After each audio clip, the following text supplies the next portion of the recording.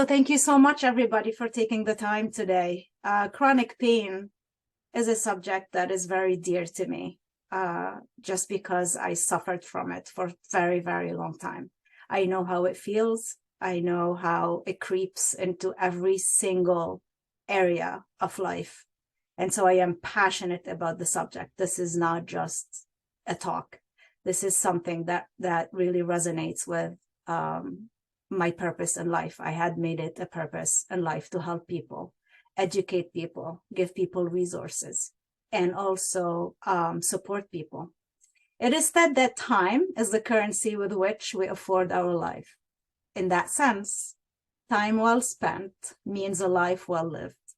From that space, my friends, I appreciate your time, and I hope you'll find this content not only interesting, but rather life-changing. So let us begin. Who am I, and why am I talking about chronic pain? I did mention I am a survivor of chronic pain. I am a coach and an author. I have a lot of credentials that I list them here just for you to understand why I am here and what are my credentials. Why do I have the right to be in this space and talk about chronic pain? So I am an NLP master practitioner, hypnosis master practitioner. I studied mental and emotional release, which is timeline therapy that is based in neuro-linguistic programming. I'm also integrative NLP coach, but most importantly here today, I have been trained by Dr. Howard Schubiner, who is really a leader in treating chronic pain, and he's the founder and director of the Mind-Body Medicine program. I have been trained by Dr. Schubiner in pain reprocessing therapy and in emotional awareness and expression therapy, two modalities that are really, really powerful in helping people overcome chronic pain. I'm also a certified nutrition coach by NASM, a spinning instructor, which I take pride in. I love spinning and I love instructing spin. And I am also a holder of a master's degree in communication. So this is my background. Now, my pain story. I get a lot of pride in showing this, not because I like to show off what I have in my spine. I like to show off what I have been able to actually overcome. And all these findings on those MRIs, whether it's cervical spines or lumbar spines, are probably worse today because these were done in 2011, 2013. We're in 2023. I'm pretty sure I have a worse spine than I did about 10 years ago. So back surgeons and practitioners told me I had no chance to heal. They told me that once my pain becomes unbearable, I would qualify for surgery. If you look at this, I mean, some stuff I can't even pronounce, from strengthening of the curvature of the spine, disc disease, disc bulge, disc protrusion, impingement, stenosis. I have a diffuse degenerative disc disease. You see, I have a hard time pronouncing these things, of the upper cervical, lordosis, herniations, bony ridging. It's beautiful. It's really beautiful to see. But all this to tell you that most findings in X-rays and MRIs are really normal degenerations in the body. They should not warrant pain. They're like wrinkles and gray hair. And I am the living proof of that. This is my struggle. And I share this because I know most people who struggle with chronic pain follow very similar path. They are always desperate, looking for answers. They're desperate to really relieve the pain that they live day in and day out. So what I did, I changed my whole life. I stopped running, lifting, cycling. I changed my diet.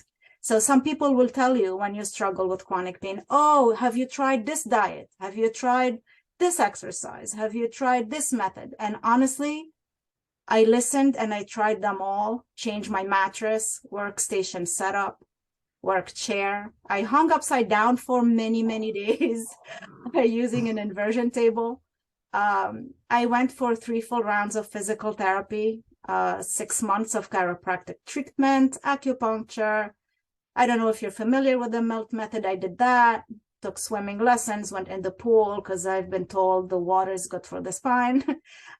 Weekly massage therapy. I mean, I did it all. I spent so much money and time trying to fix this thing with no results, with no lasting results. I'm pretty sure you can appreciate the disappointment after each time that I invested to get over this pain.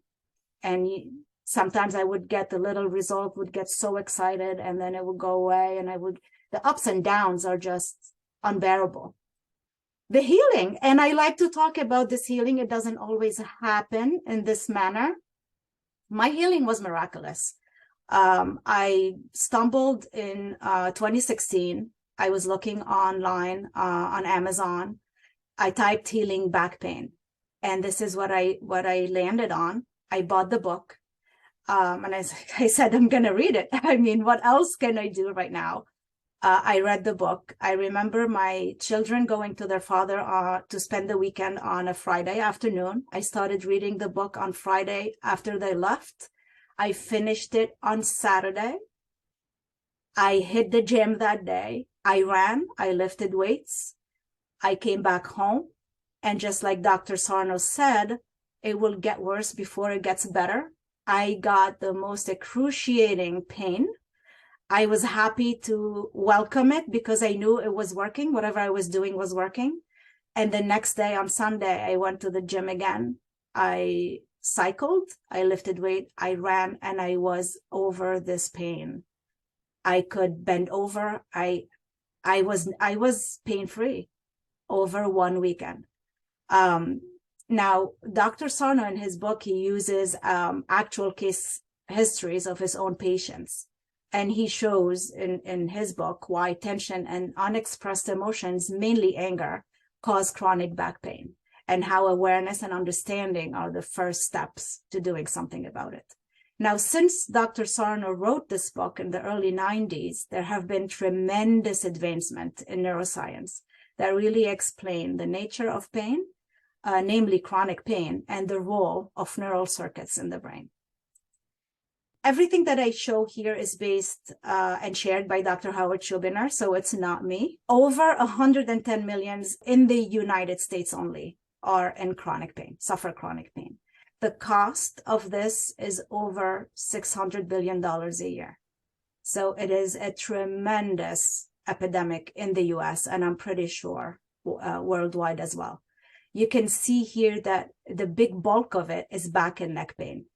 But headaches and migraines are up there as well. IBS, we have chronic fatigue syndrome. We have fibromyalgia, as I'm going to share later, chronic pelvic pain, foot pain. This has so many manifestations in the body. To the right here, you're going to see in the last decade, so just in the last decade, how much in Medicare costs have increased. The rates, 629% for steroid injections. I went for a couple of those. I did those. They yielded no results, by the way. Opioids, MRIs. I did 3 of those that actually made my case worse. They did not help at all. Spinal fusion surgery, disability and pain. So you see those numbers are really staggering. Interesting spine data. This is what I like to show because these findings are found in asymptomatic patients. So people who have the degenerative disease have no pain. All this is asymptomatic. And you can see as early as in their 20s, people start seeing degeneration in their spine, and they should not feel pain. In their 80s, with no pain, 96% of people have disc degeneration. So as I mentioned earlier, this degeneration of the spine is really like wrinkles, and gray hair. Unless something is really severe, unless you see a severe problem, an infection, after a trauma, an accident, fracture, cancer, yes, those are not asymptomatic, obviously, those conditions. But in general, all those should be asymptomatic, causing no pain. Now, the neuroscience of pain has shown that the brain creates all sensation, including pain. So vision, for example, is determined by the visual cortex, not the retina. If you wore prism glasses, for example, that would turn the world upside down. This will be corrected by your visual cortex. So you will start seeing normal again. Hearing is determined by what we've learned. Have you ever noticed that sometimes when someone says something that you do not understand or know, you think you didn't hear? You're going to make someone repeat. It's not because you didn't hear it. It's just because you have not learned that you expect to hear. A great example shared by Dr. Schubiner, he said, in one of my seminars, I had a presenter and she said, "Hello, America.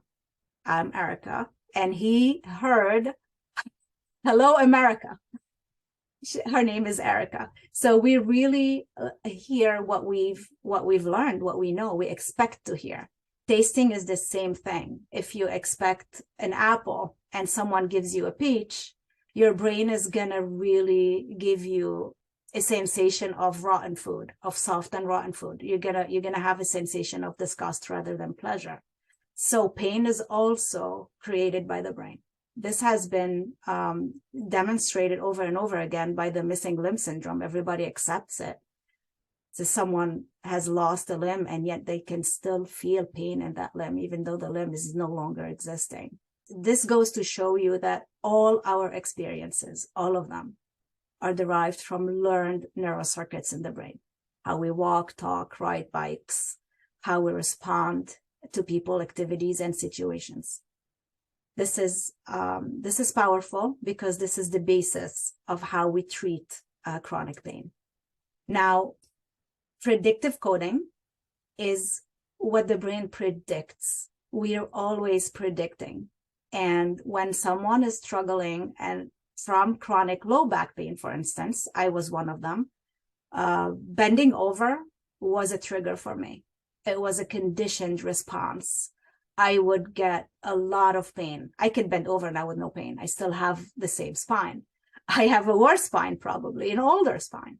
But anytime I would bend over, I would have this flare up, which is a conditioned response of neural circuits in the brain. Pain is a decision. At the end of the day, it is a decision made by the brain to protect us from danger. I'm going to give you two examples. You're chasing a deer, you break your ankle. You will have pain. You will have pain because without it, you will run on a broken ankle. You will further damage your tissue. And so the brain decides to turn on pain after receiving the danger signal from your body. It is not your ankle. It is your brain that has decided to really create that pain. If you broke the same ankle while being chased by a lion, trust me, you will run. You will not feel pain at all. Same injury, different context, safety versus danger. And this is where the brain decides whether to turn on or off the signal of pain. I'm going to give you 3 pain stories that are really great for you to understand this at a more experiential level. The first one to the left here, we have a guy who jumped down on a large nail, pierced all the way through the boot. He had tremendous pain. He was rushed to the hospital where he got pain meds immediately. When they removed his boot, the nail has gone precisely between his toes. There was absolutely no injuries. And the brain had decided to protect him by creating severe pain. So the pain was activated by neural circuits.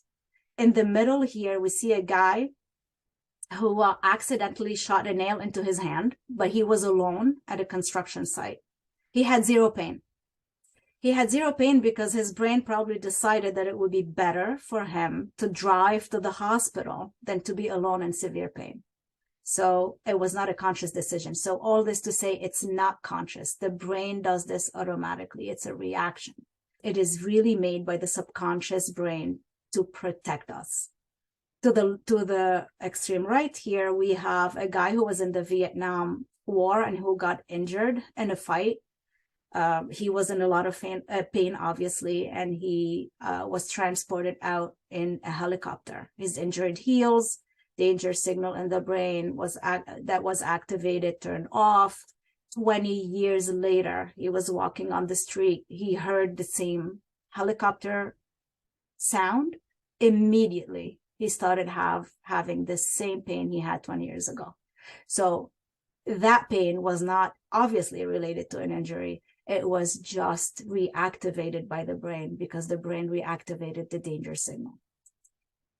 Now I'm going to show you a few slides with brain scans. I'm not a neuroscientist. I don't understand brains, and neither do you. However, we can see clearly that hypnotically induced pain in the middle row is almost as present as physically induced pain. And even when we imagine pain, we can, to a certain degree, feel pain. This is great because now we know that we don't really need to be injured to really feel pain. The next one is about social exclusion. So social exclusion also activates pain circuits. We can see it on scans. You are in physical pain when you are in emotional pain. The next one is really cool too. Emotional pain actually equals physical pain. We have done scans with overlap, social rejection, physical pain, over-induced physical pain, and we see that it almost equals. Emotional pain equals physical pain. And it shows in scans in the brain. Now, acute versus chronic pain.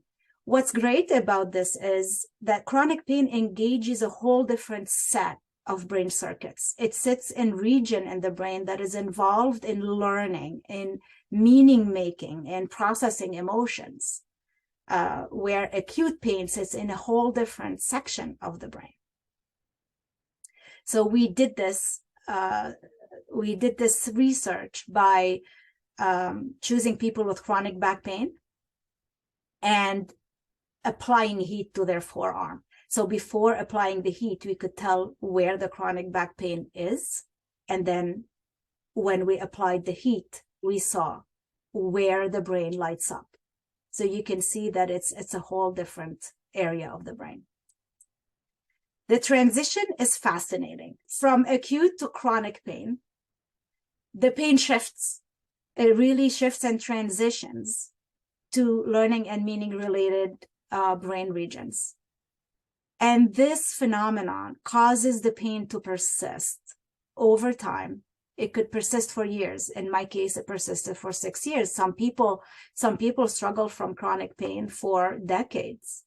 It persists independently from the injury in the body because it does shift to learning and meaning related brain regions.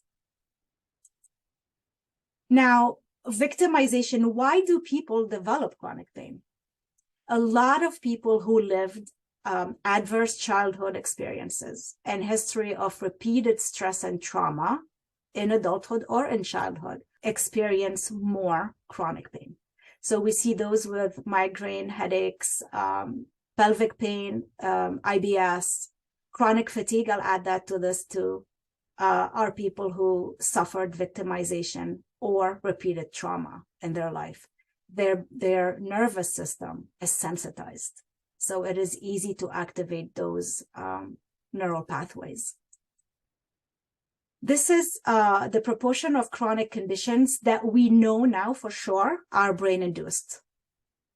99% of people with anxiety and depression have neural circuit pain. They have neural circuits stuck in their brain. Fibromyalgia, IBS, headaches, pelvic pain syndrome, and 85% of chronic neck and back pain. We can still have people that have severe issues in their back. And I know when I present this, sometimes the brain of people who listen to this, who have back pain, and mine was the same, will think, oh, maybe I'm in the 15%. The 15% have really severe issues. The 15% have probably severe bulging, have severe neurological damage, have fractures, they have infection, they have cancer. Most chronic neck and back pain is not due to structural damage. So I like to always open this parenthesis because people will always jump to the conclusion, oh, maybe I'm part of these 15%. Maybe my pain is warranted. The danger signal in the subconscious brain controls whether pain is turned on or off. Stressful events that occur in our lives, especially in childhood, sensitize the danger signal and make it more likely to be activated by later life stresses. An oversensitized nervous system causes lower pain threshold. And that I can explain this very clearly. If you are wearing a hearing aid and you turn it to the max and you don't need it, if I'm talking to you with this level, you're going to hear it 10 times more. Same for an oversensitized nervous system. A little bit of pain is going to create a lot of sensations, high level sensations. Also, most chronic pain, as I mentioned earlier, is not due to structural damage. It is due to activation of neural circuits in the brain. The more those specific neural circuits are engaged, the easier it is for them to be activated by the brain. This occurs completely on a subconscious level. It is an automatic process. It becomes really a habit of pain. 6 F's. I love this. Chronification. So how does a symptom become chronic? And it's normal to do all 6 of those. For someone who struggles with pain, it is normal to worry about it, to be afraid that it will continue. It is normal to focus on it, pay great attention to it, monitor it constantly, fight it, give it power by hating it, be frustrated by it so that it annoys you greatly. Try to figure it out all the time, like I did. I spend a lot of energy trying to determine what is causing it and how to fix it. Work hard at making it go away. What we do, and it's natural for people to do it, make the pain persist for years, even if there is no damage in the body. The Twin Peaks model can be applied in different sectors and areas. But here we're going to talk about the Twin Peaks model of pain. It introduces the concept of pain as a protector, as I mentioned earlier, and reinforces the notion that the nervous system can sensitize a problematic area of the body. So here you see the peaks represent a total physical capacity of a person before and after an injury. Note that the size of the peaks is the same. It's unchanged on both sides. The pain line, or the protected by pain line, represents the point of onset of symptoms. So you start to have symptoms way before you reach your tissue tolerance. So the pain is protecting you actually before you cause damage. Now, after injury, your protection is gonna start way before what the normal person, or the normal before injury, the normal state would activate. Even your new tissue tolerance is lower. It doesn't mean that you are going to have less ability. Your ability is the same, but you are going to start to see pain way before you should. So it's really the buffer here is at a detrimental level. and pain onset is much earlier and further away from the tolerance line. What we do when we're working with people who struggle with chronic pain, or when injuries, after they heal, the pain becomes chronic, because some people have an injury and then it doesn't heal for years and years. What we do is we try to work on that threshold by creating safety and by education and by creating corrective experiences, push that neuroprotect by pain threshold and restore it, because it is possible to restore that threshold. But understanding this is so important, because people are scared. No one wants to injure themselves.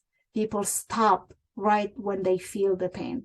And it is important in chronic pain patients that we actually push through the pain and train the brain that this is safe. This is not going to cause damage.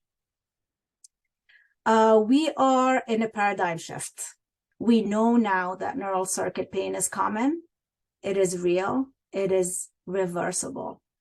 Now, this shift in thinking about the pain, not just pain, insomnia, fatigue, anxiety, depression.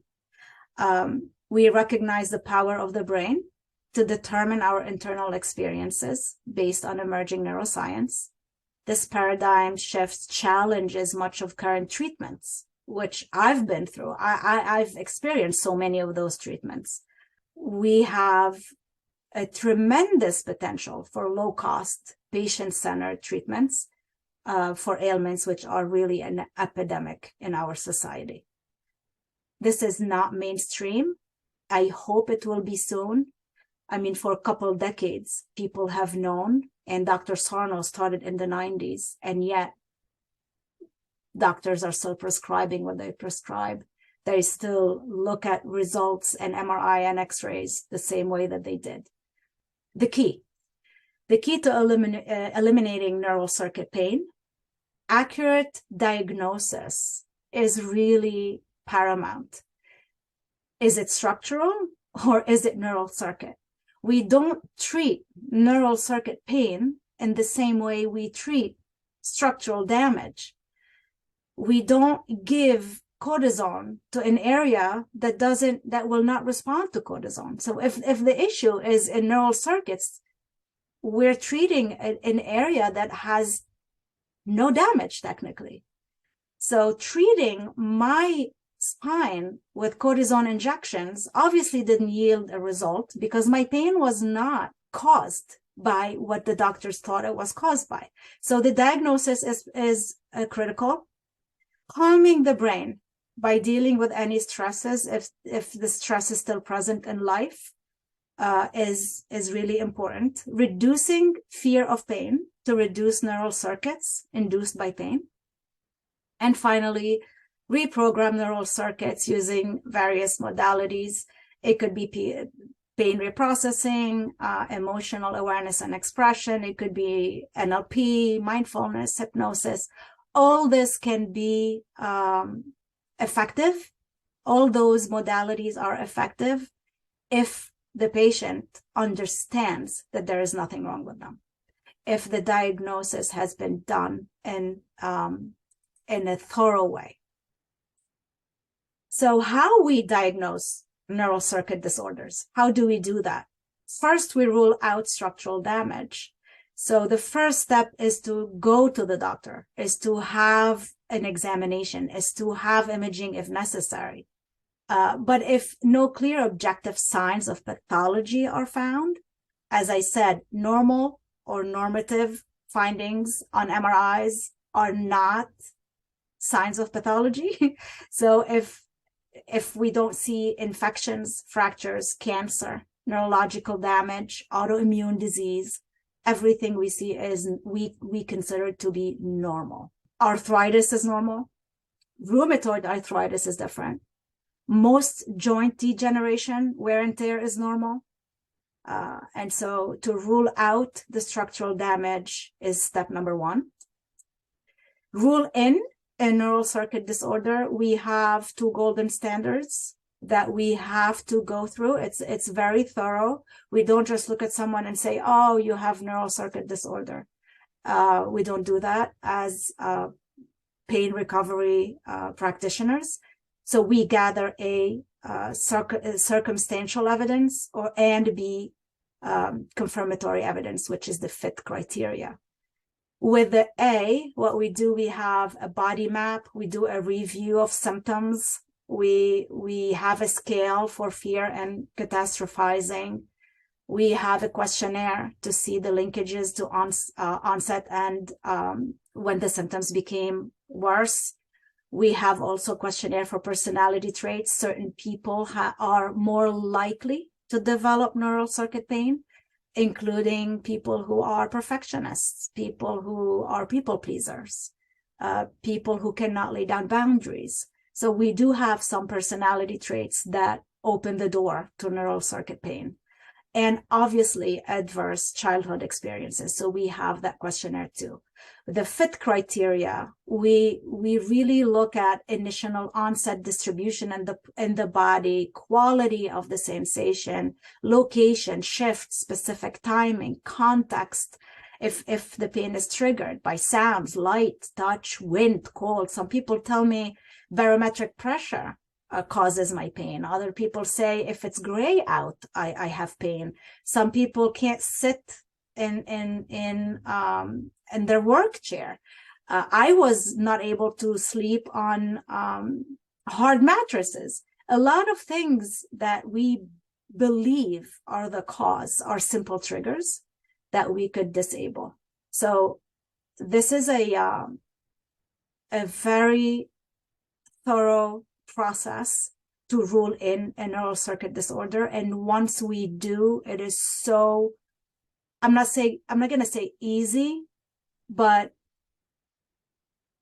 it is miraculous. I'm going to say it's miraculous. And the timing of healing depends on the person, depends on also how much work the person puts in, because there is work to be put in every day to reprogram the brain. It's like breaking a habit. It takes time. Some other people are so aligned and believe so deeply, like I did when I read Dr. Sarno's book, that their healing is really quick and miraculous. But to rule in this kind of disorder, we have to go through all this. Now, what you can do today, I have on my website, you can scan it here, but you can, I believe that you have a link to my website. I have a section under resources that you could have access to. I list books, medical books, self-help books. There are lists to websites, blogs. I also, in the meditation tab, the password, so under the meditations tab, the password is meditation, lowercase. I have a somatic tracking exercise there. I have 2 other guided meditations there. Somatic tracking is a powerful exercise where you observe the symptoms while sending messages of safety, and thus reprogramming the neural circuits, reprogramming how the brain relates to sensations and symptoms, inducing safety, and this will over time cause the neural circuit to deactivate and for the pain to go away. So if you access that, it's free. You can download them on my website and start being aware and reducing fear-based messages. Bottom line, we are sending millions of messages constantly to the brain, constantly sending messages without us knowing. As soon as we feel something is wrong in the body, we're constantly sending messages. Oh, this hurts. When this will go away? Oh, will I be able to do this? I hate that. Oh, this is a weird sensation. We're constantly in the background running this. And so if we can start consciously many times a day, when we realize or when we remember, send safety messages to our brain, it is reprogramming our brains. I'm strong. My body is a healing machine. There's nothing wrong with me. I'm safe. I do this constantly throughout my day, constantly. I work not only on any type of physical sensations I get, but anxiety also. anxiety, any type of anxiety. I send myself constant messages. I'm strong, I'm safe, there's nothing wrong with me. What creates the body heals and sustains the body. This is not from me, this is from Dr. Joe Dispenza, and I love it. What creates the body sustains and heals the body.